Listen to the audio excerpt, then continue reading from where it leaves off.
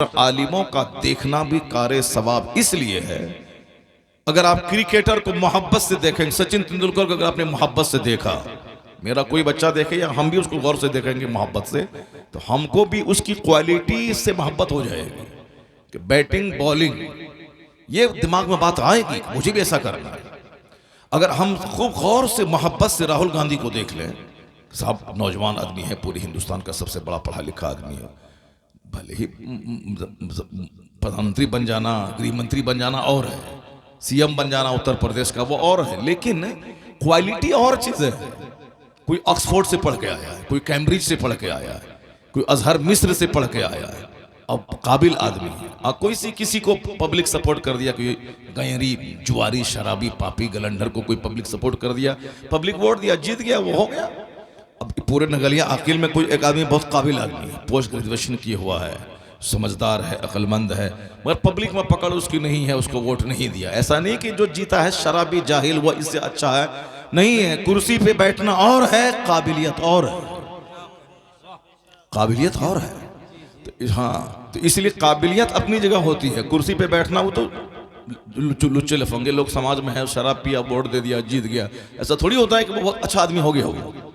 काबिलियत अपनी जगह होती है। तो खैर वो सब बातें हमको नहीं करना, चूंकि मैं मौलवी आदमी हूँ, हमको राजनीति तो करनी नहीं है, कभी कभी जिंदगी में कभी नहीं करना राजनीति। मैंने खाने काबा के सामने मैंने दुआ कर ली है कि चाहे कुछ भी हो जाए मुझको पॉलिटिक्स में नहीं आना है। जब मैंने वहाँ दुआ कर ली है तो फिर अब बहुत सारे लोग कहते हैं कि अब उठ जाए इलेक्शन मुझे कि ये कीजिए वो कीजिए, वोट दे देगा आपको पूरा हम लोग सब सपोर्ट कर देंगे, एमएलए बन जाइए, मंत्री बन जाए, मंत्री एमएलए बन जाए। मैंने वहाँ दुआ कर दी खाने काबा के सामने कि मैं राजनीति में नहीं जाऊंगा, बस ये जो अमरे बिल मारूफ कर रहा हूं, अगर 5 बच्चा नेक बन गया तो यही बख्शिश का जरिया हो जाएगा। तो आज जलसे में हाथ उठा के नारा लगाना और है, लेकिन जब वोट मांगने के लिए जाएंगे तो बोलेगा हजरत राजनीति और है, तकरीर और है, कोई वोट नहीं देगा। अगर वोट दे भी देंगे तो जो दाढ़ी है वो भी छोटी हो जाएगी, सर की पकड़ी उतर जाएगी। एक बहुत बड़े मुफ्ती पीर साहब थे, जीत गए इलेक्शन में, पूरा अबीर गुलाल से जादबों ने उसको पूरा लाल कर दिया, उसको लाखों मुरीद थे उसके। अब अबीर खेलिए मुफ्ती साहब, पीर साहब, बहुत बड़े मुसन्निफ, बहुत बड़े अदीब, बहुत बड़े खतीब। ए लड़का कैसा जोकर है बताइए, सर पे टोपी तक नहीं पहना है, जरा चेहरा देखिए उसका, बाल देखिए उसका।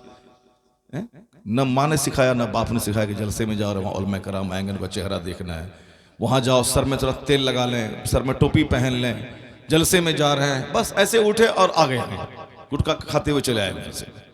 ऐसे ही हम कट नहीं रहे, मर नहीं रहे, अभी तो वो वक्त आने वाला है कि लाशें सड़ेंगी, खून की नदियां बहेंगी।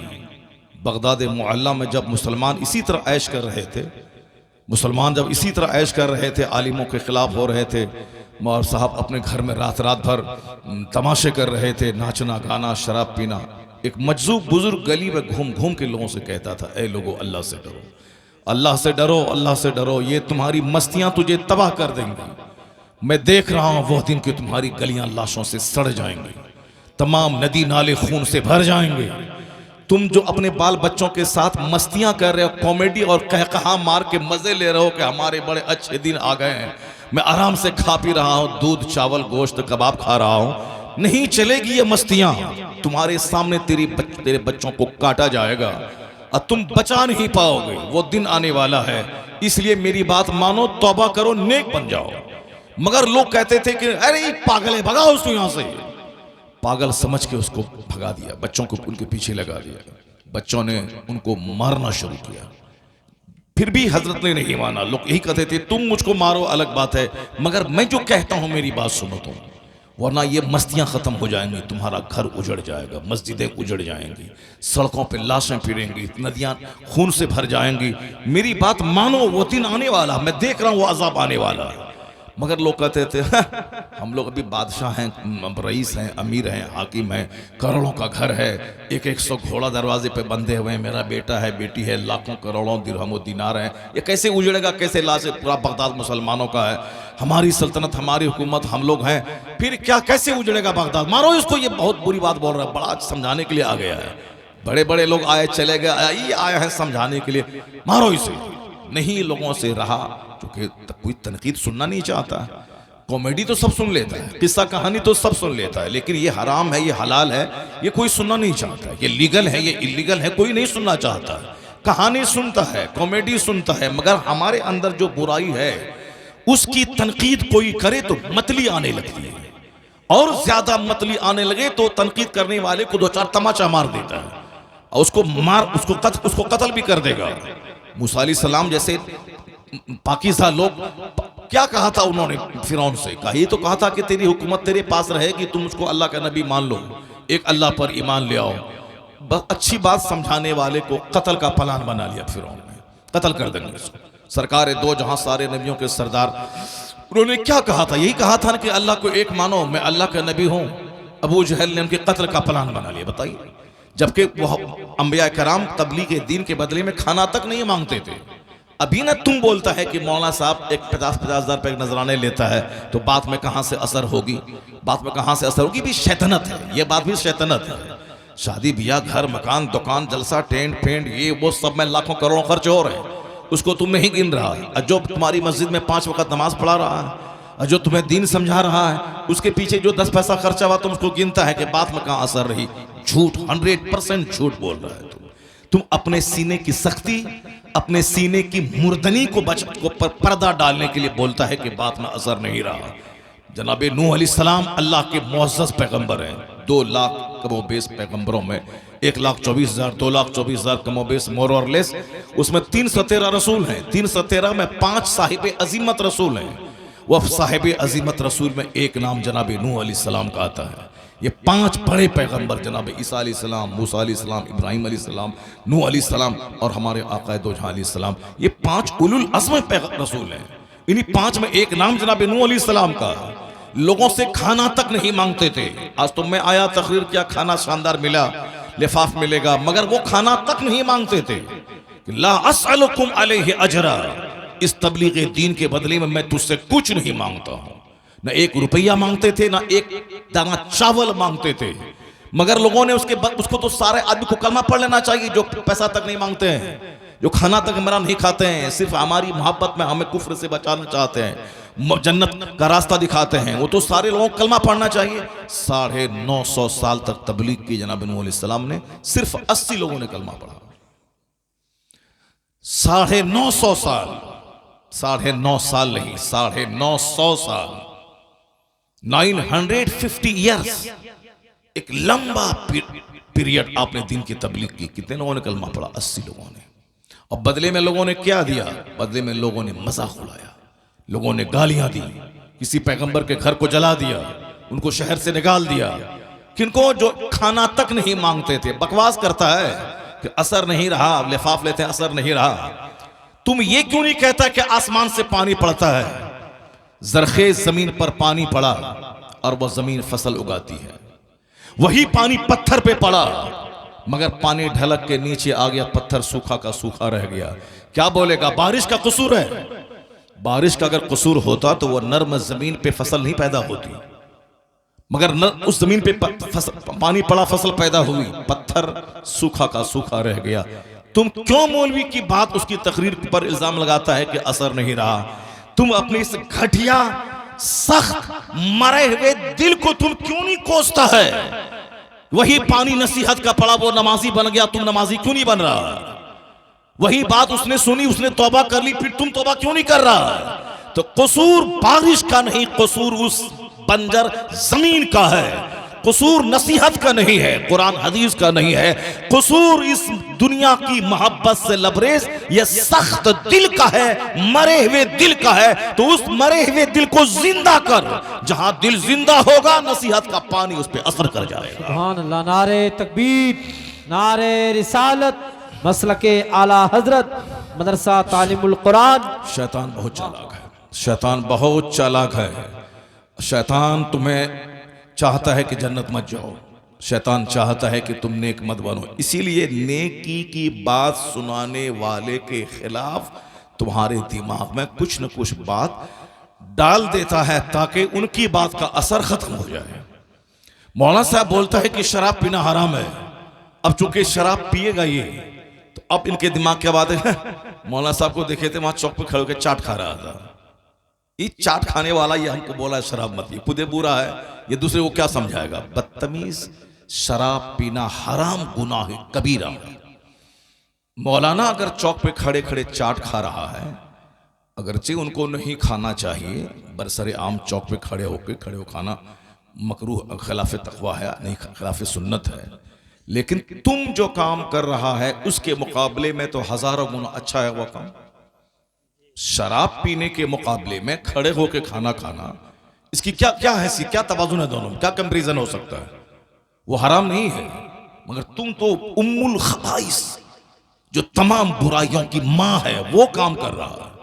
लेकिन चूंकि शैतान इनको शराबी बनाए रखना चाहता है, इसलिए अब चूंकि मौलवी साहब बोला शराब पीना हराम है, तो अब उसकी बात के असर को मिटाने के लिए उनके दिमाग में ये बात डाल देता है कि ये मौलाना साहब का जो भाई है वो वहां गाना बजाता है, मेरा भाई गाना बजाता है तो हमारा क्या कसूर है? मेरा भाई पैदा हुआ अलग, वो जहन्नम जाएगा हम जन्नत जाएंगे, या हम जहन्नम जाएंगे वो जन्नत जाएगा, वहां कोई किसी का साथ नहीं देगा।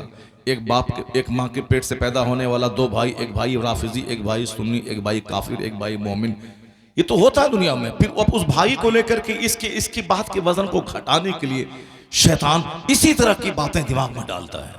वरना एक स्कूल में 1 लाख महीना कमाता है टीचर, वो आता है 11 बजे, वो जाता है 2 बजे, कोई नहीं बोलता समाज में कि तुम हराम खाता है। 5 घंटे की ड्यूटी करने के बदले में गवर्नमेंट तुमको 1 लाख रुपए वाहिना दे रही है, लेकिन कोई बोलता है उसे जाकर के हम तेरे खिलाफ डीएम में कंप्लेन कर देंगे, डीओ के पास कंप्लेन कर देंगे, तुम आता है लेट से और जाता है पहले, तुम पोशाक का पैसा, मध्याह्न भोजन का पैसा, सारा पैसा खा लेता है, कोई नहीं बोलता है। यही नाकिल में, नगरी आकिल में कितने स्कूल होंगे यहाँ पे, मिडिल स्कूल होंगे, प्राइमरी स्कूल होंगे, हाई स्कूल होंगे, बहुत सारे स्कूल होंगे।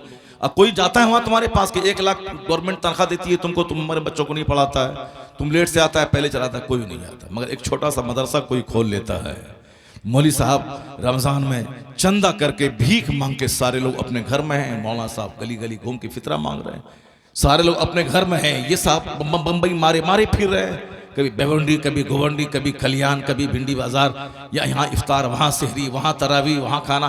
किसके लिए भीख मांग रहे हैं? इसीलिए नहीं कि ताकि मुस्तफा के मेहमान खाना खाएं, ताकि मदरसा चले, पढ़ाने वालों को तनख्वाह दें। अगर इतनी ही मेहनत वो अपने लिए करेंगे तो उससे ज्यादा पैसा कमा लेंगे। मगर चूंकि इनको काम करना है, मदरसा चलाना है, पढ़े लिखे हैं, तो अगर ये भी नहीं चलाएगा तो दिन का काम तो बंद हो जाएगा। कोई कुरान पढ़ने वाला नहीं मिलेगा, कोई निकाह पढ़ाने वाला नहीं मिलेगा, कोई जनाजे की नमाज पढ़ने वाला नहीं मिलेगा। 90% लोग डॉक्टर, इंजीनियर, प्रोफेसर साहब सब में लगे हुए ही हैं। कौन है जो मौलाना बनाता है? हिंदुस्तान में जितने नेता मुसलमान कहलाते, किसी का बेटा बता दे कोई मौलाना है? इल्ला माशाअल्लाह। जितने मास्टर टीचर स्कूल के हैं, कोई बता दे उसका बेटा कोई मौलाना है? इल्ला माशाअल्लाह। जितने मालदार जमींदार हैं पूरे हिंदुस्तान में, 40 करोड़ मुसलमानों में, कोई बता दे फला अरबपति खरबपति का बेटा मौलाना है? इल्ला माशाअल्लाह 2 4 5 होंगे। मेजॉरिटी गरीबों का बच्चा मदरसे में पढ़ता है। पूरे हिंदुस्तान में गरीबों का बच्चा ही पढ़ता है। यही गरीबों का बच्चा है जो तुम्हारे सामने खिताब करता है, मस्जिद में नमाज पढ़ाता है, मदरसे में फतवा लिखता है, यही जनाजे की नमाज पढ़ाता है। तो फिर कौन तुमको दीन समझाएगा? तो एहसान मान कि तू नहीं पढ़ाता है, लेकिन जो भीख मांग के मदरसा चला के आलिमों हाफिजों की जमात तुझको देता है, उसकी टांग क्यों खींचता है? उसको हरामखोर क्यों कहता है? हरामखोर कहा उसको जो स्कूल में 1 लाख महीना लेता है और टाइम पे नहीं आता है, टाइम से पहले जाता है, और स्कूल का सारा पैसा भवन निर्माण, पोशाक, मध्याह्न भोजन सब मार के खा जाता है, बच्चों का साइकिल और पोशाक का पैसा उसको नहीं बोलता है। चूंकि वो अगर तुम बोलेगा तो फिर वो तो ट्रांसफर करवा के दूसरी जगह चला जाएगा, उसका क्या बिगड़ेगा तुम्हारा? वह तुम्हारी बात क्यों सुनेगा? तुम बोलेगा वो तुमको डांटेगा, भगा देगा स्कूल से, हम प्रिंसिपल है भागो यहाँ से। क्या करेगा? वो जाएगा पदाधिकारी को देगा 50,000 रुपये, ट्रांसफर करवा के चला जाएगा दूसरी जगह। तुम्हारा क्या? मरी मौलवी साहब तो इसीलिए कमजोर है कि तेरे पास चर्ब कुर्बानी मांगने आएगा, या तेरे पास फितरा मांगने आएगा, या तेरे पास उश्र मांगने आएगा। इसीलिए तुम धमकी देता है कि आओ रमजान में बता देंगे, आओ रमजान में बता देंगे। कमजोर समझ के तू धमकी देता है, कमजोर समझ के धमकी देता है। कमजोर मत समझो, मगर ये शैतान है जो तेरे दिमाग में आलिमों के तई नफरत डालता है ताकि दीन का काम बंद हो जाए, मदरसा बंद हो जाए, इमाम कोई अपने बच्चे को तैयार ना करे। इसलिए एक कौम में मुस्लिम अपने आलिमों का सम्मान अपने बच्चों को सिखाओ। इन्हें बता दो कि जिस तरह क्रिकेटर का चेहरा देखने से क्रिकेट का शौक पैदा होता है, नेता का चेहरा देखने से सफेद खद्दर पहन के झूठा बनने का शौक पैदा होता है, तो असर होता है देखने का। तो आलिमों का चेहरा गौर से रोजाना 5 मिनट देखा कर। तू तमाशा करने वाला नहीं बनेगा, क्रिकेटर नहीं बनेगा, झूठा नेता नहीं बनेगा। इनका चेहरा देख, तेरे दिल में भी जन्नत जाने का शौक पैदा होगा। सुभान अल्लाह, नारे तकबीर, नारे रिसालत, अज़मते दीने मुस्तफ़ा, मसलके आला हजरत, मदरसा तालीमुल कुरान। वाह वाह वाह वाह, सुभान अल्लाह। चौक चौराहे पे क्यों आलिमों की गिबत होती है? सिर्फ इसीलिए शैतान को 100% हाथ देता है उसको। वरना तुम्हारे समाज में मालदार लोग ज़िना कर रहे हैं, किसी की नानी मरे के चौक चौराहे पे बोले कि उसके घर में शादी होगी, मैं नहीं जाऊंगा। वो अपनी नौकरानी से ज़िना करता है, वो तवाइफ के कोठे पे ज़िना करता है, नहीं जाऊंगा उसके यहाँ। कोई किसी की नानी मरे बोले, मगर कि मौलाना साहब अगर दूसरा निकाह कर लेता है, चलो बुजुर्गों की सुन्नत है, औलिया सालिहीन का तरीका है, एक मुसलमान 4 शादी कर सकता है। इगलामबाजी करना हराम है, ज़िना करना हराम है, मगर मुश्तज़नी करना हराम है, लेकिन निकाह करना जायज़ है। बुजुर्गों की सुन्नत है, अगर कर लेता है, पूरे समाज में सारे लोग उसको अय्याश कहने लगते हैं। ये अय्याश है, ये अय्याश है। जो ज़िना करता है वो अय्याश नहीं है, जो इगलामबाजी करता है वो अय्याश नहीं है, जो मुश्तज़नी करता है वो अय्याश नहीं है, जो जानवरों से सोहबत करता है वो अय्याश नहीं है, जो निकाह कर लेता है वो अय्याश है। क्यों? इसीलिए कमजोर समझता है ना इसको। इनके खिलाफ बोलेंगे चौक चौराहे पान की दुकान पे गुटखा खा के, हाँ, बड़े बड़े मौलाना आए चले गए, ये दिन समझाने आए हैं, इतना ही तो बोल सकता है। चूंकि नेता के खिलाफ बोलेगा, नेता तो तेरे घर से उठवा के जेल में डलवा देगा, इसलिए डरता है, उसके खिलाफ नहीं बोलता है। ये बेचारा गरीब मौलाना है, पालिया है, जो चाहता है सो बोलता है। फटीचर का लगता रिक्शा चालक, वो इमाम के खिलाफ बोलता है। चाय पान की दुकान पे चाय बेचने वाला, गिलास धोने वाला, वो मौलाना साहब की ग़ीबत दिन भर करता रहता है। मुस्लिम एरिया में दुकान रहती है, मुसलमान लोग वहाँ आके बैठते हैं, अब दिन भर चाय बेचता है, गिलास धोता है, ग़ीबत करता रहता है। एक कौम में मुस्लिम, यही नीति बगदाद में आ गई थी। उलमाए कराम मदरसों में सदारत की कुर्सी के लिए जंग करते थे। पीर लोगों से नजराने लेना, रात रात भर सोना और लोगों को निचोड़ना, ये उसका था। लड़ाई झगड़ा करना, मालदार ज़िना करना, शराब पीना, 100 400 तवाइफों को घर में रख के जिसके पास जितना पैसा है नचवाना। ये मजजूब बुजुर्ग गली गली घूम के कहते थे, क्यों मस्तियां कर रहा है? जो इस्लाम शराब मिटाने आया है, उस इस्लाम का फॉलोवर शराब को पसंदीदा गज़ा क्यों बना रहा है? जो इस्लाम ज़िना मिटाने आया है, वो इस मुसलमान वो इस्लाम का फॉलोवर ज़िना क्यों कर रहा है? 1 नहीं 4 शादी कर रहे, मगर ज़िना मत कर। क्यों मस्तियां कर रहा है? क्यों शादी ब्याह में फजूल खर्ची कर रहा है? वह मजजूब बुजुर्ग गली गली घूम के कहते थे कि तौबा कर ले, वरना वो अजाब आने वाला है। नहीं लोगों से बर्दाश्त, पहले तो पागल समझ के छोड़ दिया, उसके बाद जब वो बात नहीं बंद की तो लोगों ने कहा कि ये हमारा मजाक किरकिरा कर रहा है, इसको गाली दो, गाली देना शुरू किया। उसके बावजूद नहीं माना, लोगों ने इतना मारा कि मर गया वो, इतना मारा कि वह मजलूम बुजुर्ग मर गए। कौन? जो तबाही से बचाने की दावत दे रहा था। इधर मरना था, उधर तातारी काफिर ने बगदाद पे जो हमला किया, देखते ही देखते तातारियों ने हमला किया, बगदाद को तबाह बर्बाद कर डाला। लाशें सड़ गई, नदियां खून से भर गई, मस्जिदों की दीवारें टूट गई, खानकाहों को मिसमार कर दिया गया, मुसलमानों को काट दिया गया। 70,000 मुसलमानों की खोपड़ी की मीनार बना के उस पर तातारी काफिर बैठ के शराब पीने लगे। तमाम लाइब्रेरी की किताबों को निकाल के दरिया दजला में फेंक दिया। दजला का पानी किताबों के हुरूफ की स्याही से काला हो गया। तब मस्जिद मदरसा किस जमाने में मुझ जैसा पापी मौलवी कहीं कदम रखे तो चलो, अगर वहां बारिश रुक जाए, चलो ये मौलाना पापी है, इनकी वजह से ऐसा हो गया। लेकिन जो बगदाद तबाह हुआ, लाशें सड़ गई, सारे लोगों पे दहशत छा गई। तज़किरतुल औलिया लिखने वाले बाबा फरीदुद्दीन अत्तार कत्ल कर दिए गए, नजमुद्दीन कुबरा जैसे बुजुर्ग वो शहीद कर दिए गए। ये बुजुर्ग थे, और किसकी मौजूदगी में? गौसे आजम, जिसका लंगर 50 करोड़ से ज्यादा मुसलमान आज उस गौसे आजम का मज़ार बगदाद में मौजूद है। वो सरकार मारूफ करखी जिसका रोज़ा मकाम मुस्तजाब है, उनका रोज़ा मौजूद है। मखदूम मूसा काजिम रज़ी अल्लाह तआला अन्हो जिनके जो मुस्तजाबुद दावा जिंदगी में भी थे और बाद वसाल भी, आज भी उनकी कब्र मकाम मुस्तजाब है। हिंदुस्तान से लोग 1.5 लाख रुपए खर्च करके बगदाद जाते हैं और उनकी कब्र पे जाके दुआ करते हैं, मुजर्रब है, दुआ कबूल होती है। ये सारी कब्रें वहां मौजूद थी। किनकी कब्र है? गौसे आजम की कब्र, हुजूर जुन्नुन मिस्री की कब्र, बहलुल दाना की कब्र,